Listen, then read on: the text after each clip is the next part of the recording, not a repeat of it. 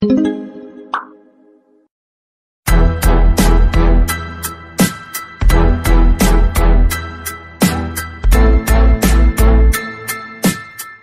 дӯстон, имрӯз мо дар бораи Раҳими Ғармӣ ҳарф мезанем. Абдураҳим Бобуҷонов бо тахаллуси Раҳими Ғармӣ 4 марти соли 1979 дар ноҳияи Рашти вилояти Хатлон ба дунё омадааст. ӯ дар оилаи зиёӣ ба дунё омадааст. Падараш Муҳиб Бобуҷонов роҳбари яке аз хоҷагиҳо дар камароби ноҳияи Рашт кор мекард ва сипас ба боғдорӣ машҳур шудааст.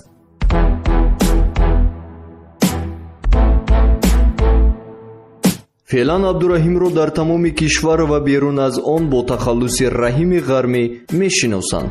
Абдураҳим Бобуҷонов шавқу завқ ба риёзиёт дошта, мисолу масъалаҳои мураккаби синфҳои 10-11-ро ҳанӯз дар синфи 7-ум ҳал мекард.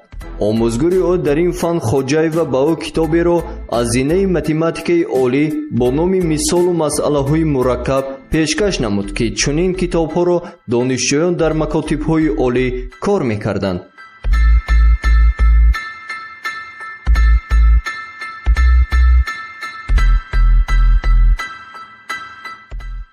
то ҳол масъалаҳои математикаро дӯст медорад ва мегӯяд, агар варзиш баданро обутоб диҳад, пас илм мағзи сарро ба ҳаракат медиҳад.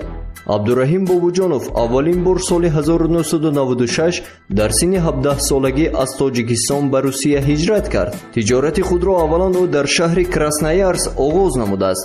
ҳамзамон ӯ дастпарвари ашадии мактаби гӯштини тарзи озод дар Красноярски Федератсияи Русия буд.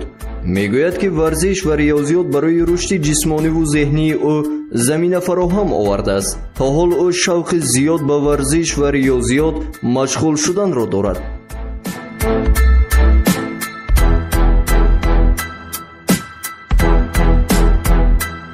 Абдураҳим Бобуҷонов дар давоми солҳои соҳибкории худ чандин муҳоҷирони меҳнатии тоҷикро ба кор дар қаламрави Русия таъмин намуд.